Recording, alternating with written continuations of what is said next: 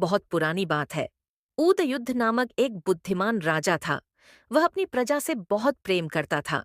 उसके राज्य की जनता भी उसकी दयालुता, समानता और न्यायप्रियता के कारण उसे अत्यंत पसंद करती थी।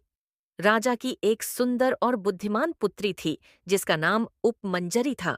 जो भी उसे देखता देखता ही रह जाता। जब राजकुमारी विवाह योग्य हुई तो उसके लिए दूर दूर से वर आने लगे। अब राजा और रानी के सामने सबसे योग्य राजकुमार चुनने की समस्या खड़ी हो गई। पहला राजकुमार, कलिंग का वीर।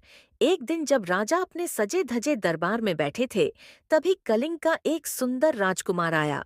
आदर पूर्वक प्रणाम कर बोला, महाराज, मैं कलिंग का राजकुमार हूँ और राजकुमारी उपमंजरी से विवाह की इच्छा लेकर आया हूँ। राजा ने पूछा, तुम में ऐसी कौन सी विशेषता है जो तुम्हें औरों से अलग बनाती है? राजकुमार बोला, महाराज, मैं एक योद्धा हूँ और युद्ध कला में निपुण हूँ। मैं अपनी सेना का सेनापति हूँ और कई युद्ध जीत चुका हूँ। राजा उसकी बात से प्रसन्न हुए और उसे महल में अतिथि रूप में ठहरने को कहा। दूसरा राजकुमार, जनकपुर का ज्ञानी। अगले दिन जनकपुर का राजकुमार आया और बोला, महाराज, मैं लंबे समय से धार्मिक पुस्तकों का अध्ययन कर रहा हूँ। मेरे लिए ज्ञान सबसे श्रेष्ठ धन है। यही मुझे अलग बनाता है।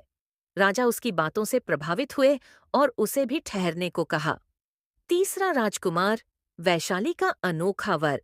तीसरे दिन वैशाली का राजकुमार आया और बोला, महाराज, मुझे प्रकृति माँ का आशीर्वाद प्राप्त है। मैं पक्षियों और पशुओं की भाषा समझ सकता हूँ। राजा ने उसके इस विचित्र गुण की प्रशंसा की और उसे भी रुकने के लिए कहा। चौथा राजकुमार, मालवा का व्यापारी। चौथे दिन मालवा का राजकुमार आया और बोला, महाराज, मैं धनी राज्य का उत्तराधिकारी हूँ। मेरा मानना है कि धन से ही सुख मिलता है। मैं कुशल व्यापारी हूँ और धन बढ़ाने में निपुण हूँ। चारों राजकुमारों को देखकर राजा व रानी निर्णय के संकट में पड़ गए। वे नहीं समझ पा रहे थे कि अपनी पुत्री के लिए सबसे योग्य वर किसे चुने। अंत में उन्होंने निर्णय राजकुमारी पर ही छोड़ दिया। बेताल का प्रश्न इतना कहकर बेताल विराम लेता है और राजा से पूछता है, राजन, बताइए, राजकुमारी को किसे चुनना चाहिए?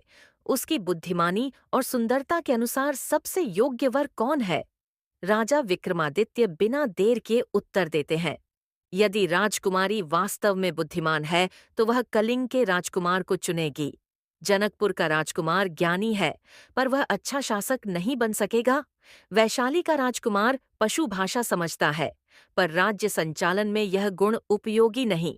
मालवा का राजकुमार व्यापारी है, पर राजा बनने योग्य नहीं। इसलिए कलिंग का राजकुमार सबसे योग्य वर है।